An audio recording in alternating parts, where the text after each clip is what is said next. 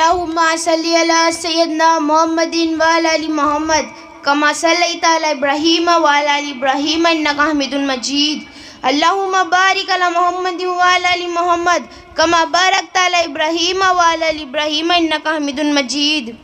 नादे अलियम मज़हर अल-अजाइब तजदहु औनुल लका फिन नवाइब कुल्लु हम्मिन व गम्बिन सयंजली बेअज़मतिका या अल्लाह बेनबुव्वतिका या मुहम्मद बेविलायतिका या अलियो या अलियो या अलियो।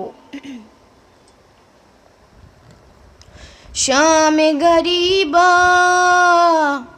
खाक पे कुनबा,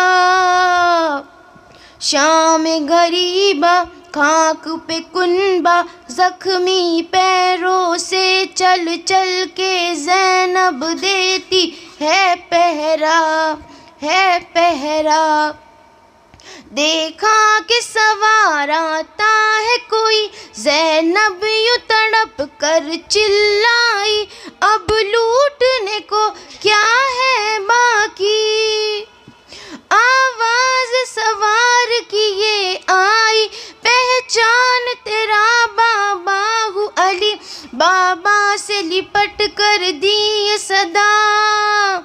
घर उजड़ गया मेरा कुछ न रहा, मेरा कुछ न रहा, हाय टुकड़े टुकड़े दिल मेरा, टुकड़े टुकड़े दिल मेरा।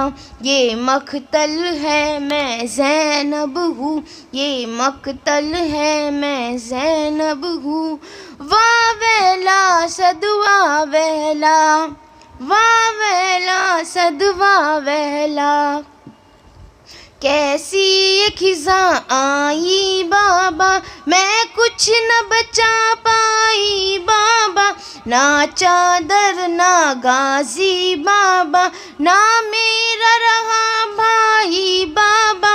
अल्लाह अल्लाह अल्लाह अल्लाह, घर उजड़ा है दिल रोता है, घर उजड़ा है दिल रोता है खून में तर लश्कर सारा।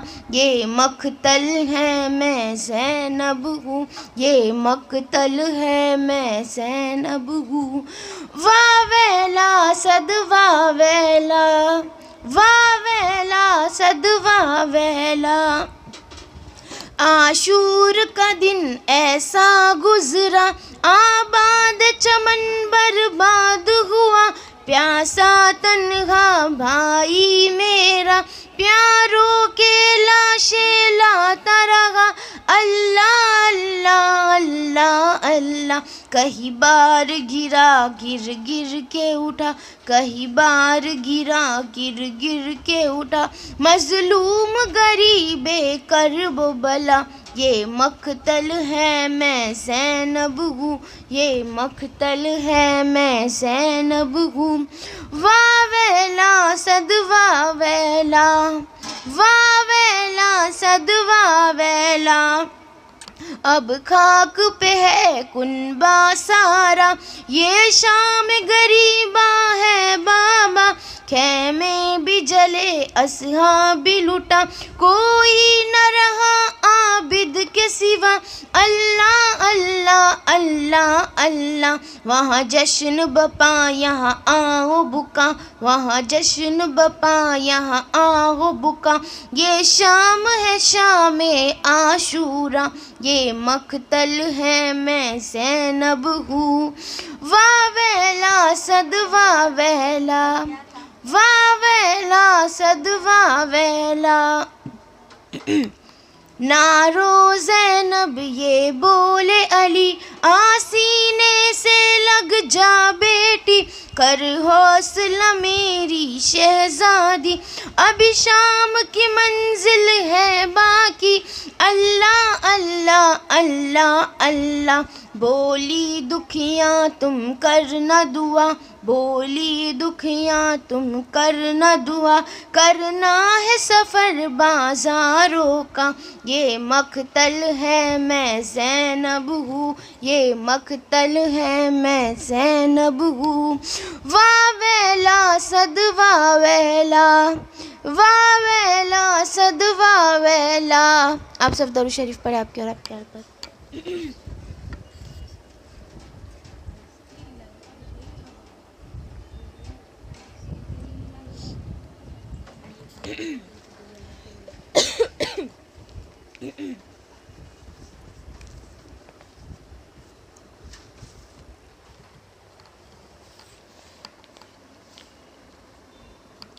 जब मौला हुसैन की शहादत हो गई थी तो फौज यजीद ने रसूल अल्लाह की बेटियों को कैद कर दिया और मौला हुसैन को और तमाम शहीदों को करबो बला पे बेकौरा कफन ज़मीन करबो बला में छोड़कर कूफे व शाम की तरफ रवाना हुए। तो यूँ रसूल अल्लाह का नवासा बेकौरा कफन ज़मीन करबो बला पे पड़ा रहा। इतने में एक कबूतर आसमान से उड़ता रहा। जब ज़मीन करबला से गुज़रा तब रसूल अल्लाह की महक को महसूस करने लगा और देखा कि इमाम हुसैन का जिस्म ज़मीन करबला पे बिखरा हुआ है। तो वो चीखता हुआ आसमान में फिरने लगा, परवाज़ करने लगा और दूसरे परिंदों से कहने लगा कि क़यामत आ गई, बीबी ज़हरा का बेटा कत्ल कर दिया गया। क़यामत आ गई, बीबी ज़हरा का बेटा कत्ल कर दिया गया। रसूल अल्लाह के ख़ानदान का खून ज़मीन करबला पे बिखरा हुआ है। तो यूँ कबूतर करबला में आके मक्तल में बैठ के मक्तल में फिरने लगे और इमाम हुसैन के गम में रोने लगे। इमाम हुसैन के खून को अपने परों पे लगाने लगे। उनमें से एक कबूतर इमाम हुसैन के खून को अपने परों में लेके मक्के की तरफ रवाना हुआ। दूसरा कबूतर मदीने की तरफ रवाना हुआ। तीसरा कबूतर नजफ की तरफ रवाना हुआ। तारीख ने लिखा है मदीने के बाहर सियाम नाम का एक यहूदी रहता था। उसकी बेटी को कोर का मर्ज था, वो नाबीना थी और ये मर्ज दूसरों को फैलने वाला था। ये दूसरों को ना लगे इसलिए अपनी बेटी को एक बाग में बंद करके चला जाता था और सुबह आके अपनी बेटी से मिलता था। बस जैसे ही अपनी बेटी को बाग में छोड़ के वापस जा रहा था तो उसकी बेटी एक दरख्त के नीचे आके बैठ गई और उस दरख्त पे वो कबूतर बैठा था जो इमाम हुसैन के खून को लेके मदीना की तरफ जा रहा था।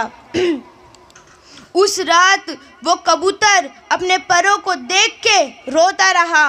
उस रात उस कबूतरों के परों के खून की बूंदें उस नाबीना की आंखों में गिरी, फिर दूसरी बूंदें उसके आंखों में गिरी और कुछ बूंदें उसके चेहरे पर गिरी। अल्लाह पाक के फजलो करम से वो नाबीना देखने लगी और उसका मर्ज मौला हुसैन के सदक़े से ख़त्म कर दिया। बस जैसे ही उसका बाबा आया और कहा कि मेरी बेटी कहाँ है, इतने में उसकी बेटी आके कहने लगी, ऐ मेरे बाबा देखो मेरी आंखें सही हो गई, मेरा जिस्म सही हो गया, मेरी बीमारी ख़त्म हो गई है। तो उसके बाबा ने पूछा कि ये कैसे हुआ? तो उसने रो के कहने लगी कि बाबा जिस दरख्त के नीचे मैं सो रही थी उस पे एक कबूतर जो पूरी रात रोता रहा और उसका खून मेरे जिस्म पे गिरता रहा। बस जैसे ही मैंने देखना चाहा तो मुझे दिखने लगा। तो उसके बाबा ने पता किया तो पता चला कि इमाम हुसैन को कत्ल हो गया है, उनको शहीद कर दिया गया है। उसके परों में इमाम हुसैन का खून था। तब वो यहूदी ईमान लेके आया और सारी ज़िंदगी मुसलमान बन के रहने लगा। सलाम हो रसूल अल्लाह के ख़ानदान पर, सलाम हो अहले बैत पर, सलाम हो नाहक खून पर जो ज़मीन करबला पे बहता रहा और सिर्फ इस्लाम की बका के लिए। आप सब दरूद शरीफ पढ़े आपके और आपके हाल पर।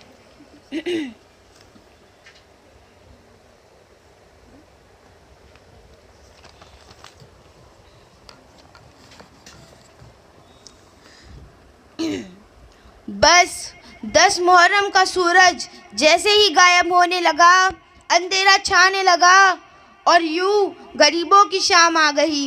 कहीं ज़मीन करबला पे रसूलुल्लाह की नवासियाँ बेटियां अपने बालों से अपने मुंह छुपाए हुए बेवारिसों की तरह बैठ गई।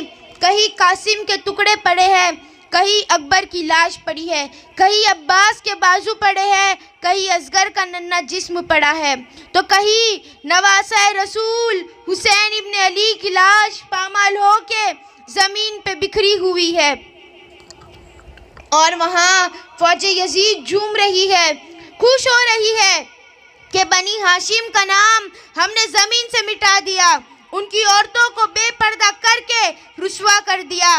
बीबी कभी आसमान को नहीं देखी है, बीबी यतीम बच्चों को देखती है। बीबी कभी उन्हें संभालती है, कभी यतीम बच्चों को संभालती है, कभी हुसैन बन के एक एक बीबी को दिलासा देती है। इमाम सज्जाद जब इमाम हुसैन की लाश पामाल होते देखते तो उनको एहसास होता कहीं ज़मीन फट न जाए। वो अपना सर ज़मीन करबला पे रख के अल्लाह के नेमतों का शुक्र करते हैं, अपने खालिक से कहते हैं कि अल्लाह तेरा शुक्र है कि तूने मोहम्मद के घराने को इस अजीम इम्तिहान के लिए चुना। ए अल्लाह तेरा शुक्र है कि तूने मेरे बाबा को, मेरे भाई को शहादत के लिए चुना। ए अल्लाह तेरा शुक्र है। बस कहीं ज़ैनुल आबिदीन सजदा शुक्र में है, कहीं बीबी ज़ैनब कुबरा अब्बास बन के पहरा दे रही है। सब तमाम बच्चों को जमा किया गया तो मालूम हुआ कि जब फौज यजीद ने खेमे पे हमला किया तो आग में कुछ बच्चे जल के मर गए हैं। माँ इसी फिक्र में थी कि अल्लाह जाने मेरा बच्चा जल गया या घोड़े के पैर के नीचे आके दब के मर गया। कुछ बच्चे मिलते रहे तो कुछ बच्चों की लाश मिलती रही। बस बीबी ज़ैनब ने सबको जमा किया और कहा, घबराओ नहीं, अभी अब्बास की बहन जिंदा है, सब सो जाओ, मैं पहरा देती हूँ। बस नबी का खानदान इस गरीब की शाम में यतीमों और बेवारिसों की तरह बैठा हुआ था कि इतने में दूर से कोई घुड़सवार आ रहा है। बीबी ज़ैनब ने देखा और फरमाने लगे, ए घुड़सवार रुक जा, यहाँ नबी की बेटी बैठी हुई है या नबी की बेटियाँ सोई हुई है, जाओ चला जाओ। बीबी ज़ैनब ने देखा वो घुड़सवार धीरे धीरे बीबियों की तरफ आ रहा है। बीबी ज़ैनब ने फरमाया, ए शख्स, हम लूट चुके हैं, हमारे ख़याम लूट चुके हैं, हमारे जवान मारे गए हैं, हमारे पास देने के लिए कुछ नहीं है, ए शख्स चला जा। बीबी देखती है वो घुड़सवार नज़दीक आ रहा है। इतने में अब्बास की बहन अली की बेटी अली बनकर करीब जाती है और घोड़े को पकड़कर कहती है, ए सवार, तूने सुना नहीं, मैं अली की बेटी हूँ, रुक जाओ। बस ये कहना था, उस घुड़सवार ने चेहरे से नकाब हटाया। बीबी ज़ैनब ने देखा तो पता चला ये उनके बाबा अली है। रो रो के कहते, ए मेरी बेटी, मैं तेरा बाबा अली हूँ। बीबी ज़ैनब ने जैसे ही अपने बाबा को देखा तो ज़ारो कतार रोने लगे और कहने लगे, बाबा मेरा कासिम मारा गया, बाबा मेरा अकबर मारा गया, बाबा अब्बास ना रहा, बाबा इन जालिमों ने असगर को मार दिया, बाबा रसूल का नवासा हुसैन ना रहा। इमाम अली कहने लगे, मेरी बेटी सब्र करो, सब्र करो, अल्लाह रसूलुल्लाह के ख़ानदान के जवानों को शहीद होता हुआ देखना चाहता था। अल्लाह ये चाहता था कि रसूलुल्लाह की बेटियों को कैदी बना के बाज़ारों में फिराया जाए। एक तरफ जुल्म की इंतहा हो और दूसरी तरफ रसूलुल्लाह के खुम्बे का सब्र की इंतहा हो। वो देखना चाहता था और हमें ऐसी कुर्बानी देनी है कि क़यामत तक कोई यजीद ये ना कह सके कि तुम्हारा नाना झूठा है, इस्लाम झूठा है। सब कुछ कुर्बान करके हमें बताना है कि इस्लाम अल्लाह का दीन है और तुम्हारे नाना अल्लाह के रसूल है। आप सब दरूद शरीफ पढ़े आपके और आपके अल्लाह।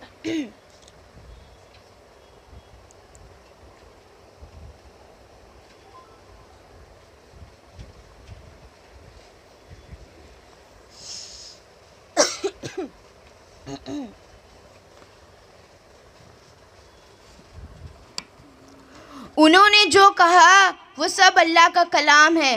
सरे हुसैन जब नौके सेना पे आया तो अल्लाह की हम व सना करने लगा, अल्लाह का शुक्र करने लगा। इमाम हुसैन अलैहिस्सलाम कटे हुए सर से सब देख रहे हैं कि उनकी बहनों बेटियों के सर से चादर को लूटा जा रहा है, उनके ख़याम को जलाया जा रहा है। वो अल्लाह को गवाह बना के अल्लाह की मर्ज़ी में राज़ी है।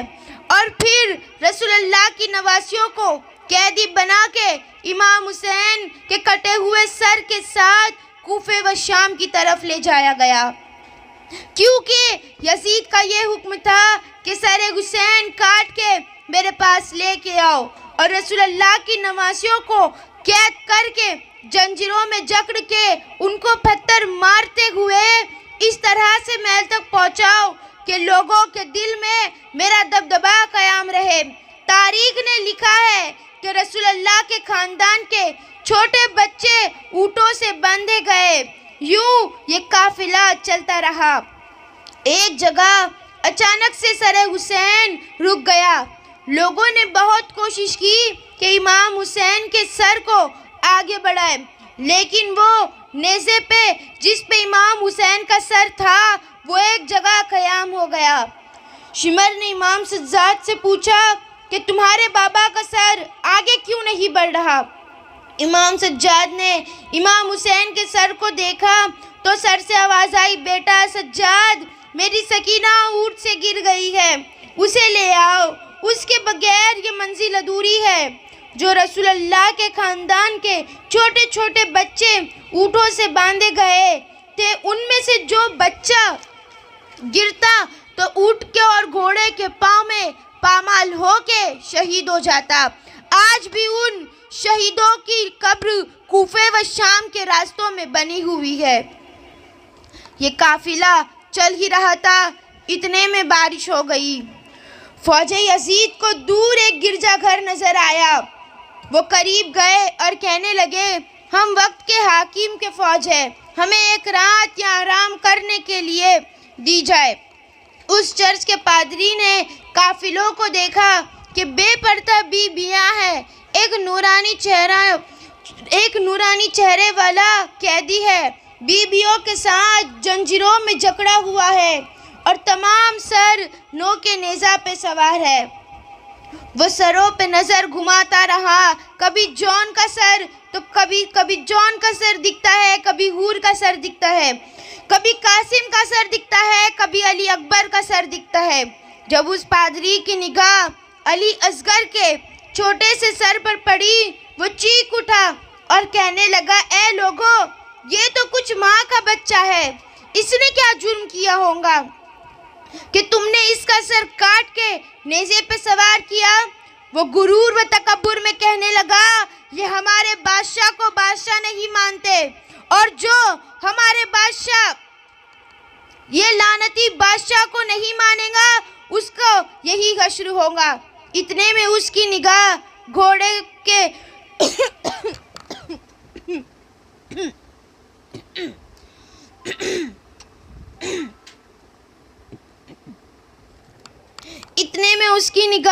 घोड़े पर पड़ी जो अपनी जुल्फों से गाजी अब्बास का सर बांधा था। वो हैरत से पूछने लगा, ए लोगों, इस मुबारक सर को घोड़े की जुल्फों से क्यों बांधा है? तो शिमर कहने लगा, ये इन बागी का अलमदार का सर है, इसको नेज़े पे सवार करते तो सवार ही नहीं होता, इसको इसलिए घोड़ों की जुल्फों से बांधा है। बस यूं घोड़े को देखते देखते जैसे ही उस पादरी की निगाह सरे हुसैन पर पड़ी तो वो ज़ारो कतार रोने लगा। शिमर ने पूछा, क्यों रो रहे हो? तो कहने लगा, मैंने अपनी ज़िंदगी में इतना नूरानी चेहरा कभी नहीं देखा। इनके चेहरे का नूर बताता है ये अल्लाह के करीब है। और किसी पाक खानदान से ताल्लुक़ रखते हैं। शिमर कहने लगा, ये फातिमा का बेटा है। वो हैरत से पूछने लगा, कौन फातिमा? शिमर ने कहा, फातिमा बिनते मोहम्मद। वो ज़ारो कतार रोने लगा और ज़मीन पे बैठ गया और चीख के कहने लगा, मोहम्मद रसूल अल्लाह। शिमर ने कहा, हाँ। वो हैरत से पूछने लगा, ए बकबक, ये तुम्हारे रसूल का नवासा है, तुमने इनको कत्ल कर दिया। आज रात रहना चाहते हो तो एक रात के लिए ये सर मुझे दे दो। शिमर ने कहा, हाँ ले लो, कल सुबह होगी हम लेके चले जाएंगे। बस सर हुसैन वो जैसे ही गिरजाघर के अंदर लेके गया, सर से एक नूर उभरने लगा। वो घुटनों पे बैठ के ज़ारो कतार रोने लगा। इतने में उसकी नाबीना बेटी करीब आके कहने लगी, बाबा आप क्यों रो रहे हो? उस पादरी ने कहा, इस सर की ज़ियारत करो, ये मुक़द्दस सर है। वो नाबीना बेटी कहने लगी, कैसे देखूं, आंखों से अंधी हूँ। पादरी ने कहा, इस मुक़द्दस सर की ज़ियारत के लिए तुम अल्लाह से दुआ मांगो, मुझे उम्मीद है इस सर के सदके अल्लाह तुम्हें आंखें दे देगा। बस वो जैसे ही दस्ते अदब को जोड़ के अल्लाह से दुआ मांगने लगी तो इमाम हुसैन के चेहरे से नूर उभरने लगा और उस नाबीना औरत के आंखों में उतर गया। वो देखने लगी, खुश होने लगी। वो भी घुटनों पे गिर के ज़ारो कतार रोने लगी। अपने बाबा से कहने लगी, बाबा ये सर के मौजज़े से मेरी आंखें ठीक हो गई। ये कौन बकबक है, ये कौन बकबक लोग हैं जो इतने मुक़द्दस सर को काट के आए। बस वो रात रोते रोते इंतकाम तक पहुंची। वो पादरी ने बहुत कोशिश की कि सर हुसैन उन जालिमों को वापस ना करे, लेकिन फौजी यजीद ने उन पे भी जुल्म करके सर हुसैन को हासिल किया। रसूल अल्लाह के ख़ानदान को कैद करके शाम की तरफ रवाना हुए। सलाम हो उन रसूल अल्लाह की औलाद पर। आप सब दरूद शरीफ पढ़े आपकी और आपकी आल पर।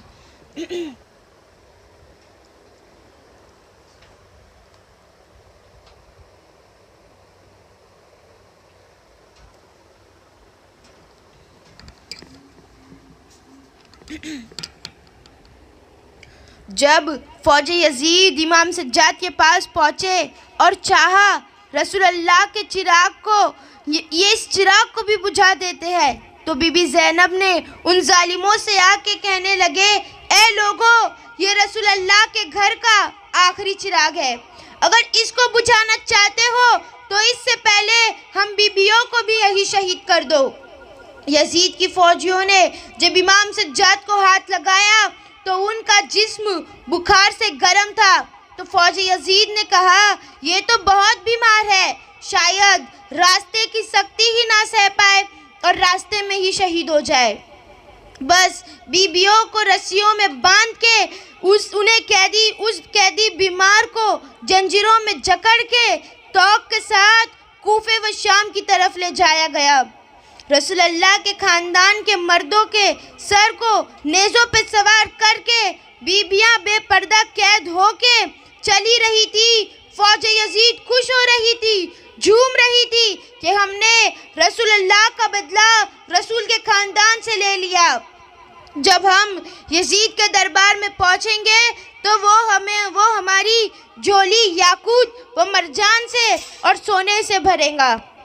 लेकिन कूफे का गवर्नर उबैदुल्लाह इब्ने ज़ियाद ने पैगाम भिजवाया, पहले रसूल अल्लाह के ख़ानदान को कूफे लेके आओ, इनकी गुर्बत का तमाशा पहले मैं देखूंगा, उसके बाद यजीद के दरबार में लेके जाना। उबैदुल्लाह ने भी यही हुक्म नाफिज किया कि कूफे रसूल अल्लाह के ख़ानदान आए तो हर कोई छत पे जाकर पत्थर मारना। बस कूफे की गलियों से रसूल का ख़ानदान गुजरता रहा, कहीं से कोई तौहीन करता, कहीं से कोई बागी कहता, तो कहीं से कोई बेपर्दा बीबियों का तमाशा देखता है। बीबी ज़ैनब और उम्मे कुलसूम अपने नाना की उम्मत को देख के सब्र करती है। बस जैसे ही कूफे के दरबार पहुंचते हैं तो इब्ने ज़ियाद ने कहा, शिमर रसूल अल्लाह के खानदान का एक मर्द सज्जाद को क्यों छोड़ा है, इसको क्यों कत्ल नहीं किया। शिमर ने हंस हंस के कहने लगा, बनी हाशिम में कोई तो हो जो अपने मर्दों और औरतों का तमाशा देखे।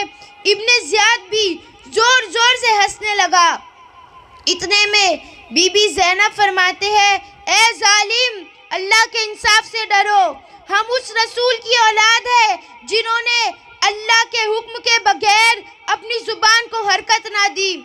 और तमाम फौज यजीद उनको देख के बीबी ज़ैनब फरमाने लगी, हम उसी अली की बेटी है, मैं उसी अली की बेटी हूँ जिसकी जुल्फ़िकार से इस्लाम को हमेशा फतेह हासिल हुई और कामयाबी मिली। ए लोगो, मेरा भाई हुसैन रसूल अल्लाह का नवासा था, पूरी जिंदगी इस्लाम की तबलीग करता रहा, लोगों को अमन और मोहब्बत का पैगाम देता रहा। क्या कसूर था मेरे भाई का, बताओ। रोज़े महशर क्या मुंह दिखाओगे जब अल्लाह के महबूब के सामने पेश किए जाओगे। फौज यजीद जोर जोर से हंसने लगी और बीबी ज़ैनब और इमाम सज्जाद उन मुर्दा दिलों के, उन मुर्दा ज़मीर को बेदार करने लगे। इतने में इब्ने ज़ियाद कहता है, अपनी फतेह का तमाशा किसको दिखाऊं। कोई जालिम कहता है, ए मेरे आका, आपकी कैद में रसूल अल्लाह के खानदान से प्यार करने वाला मुख्तार सखफी है। कहता है, मुख्तार को लेके आओ। बस जैसे ही जंजीरों में जकड़े हुए मुख्तार को लेके आते हैं, इब्ने ज़ियाद खुशी से कहता है, ए मुख्तार, तू तो औलादे रसूल और औलादे अली का चाहने वाला है ना, देख हमने इनका क्या हश्र किया है। जनाब मुख्तार जब देखे कि कटा हुआ सर नोके नेज़ा पे बुलंद है और इमाम हुसैन का सर इब्ने ज़ियाद के सामने रखा हुआ है और वो उस सर की तौहीन कर रहा है, उनको जला लाया और चाहा इस मरजाना के जिस्म से सर को अलग कर दो। इतनी देर में इमाम सज्जाद हज़रत मुख्तार के कंधे पे हाथ रखते हैं, कहते हैं कि ये कटे हुए सर के साथ रसूल अल्लाह की बेटियां भी दरबार में हैं, ये दरबार में कैदी है। हज़रत मुख्तार देख के रोते हैं, रसूल अल्लाह को दरबार में इस तरह कैदी बना के लाया गया है। रसूल अल्लाह के साथ, रसूल अल्लाह के खानदान के साथ इन जालिम लोगों ने दौलत की ताकत के नशे में उनके खानदान के साथ वो जुल्म किया जिसको तारीख कभी भूल नहीं पाएंगी।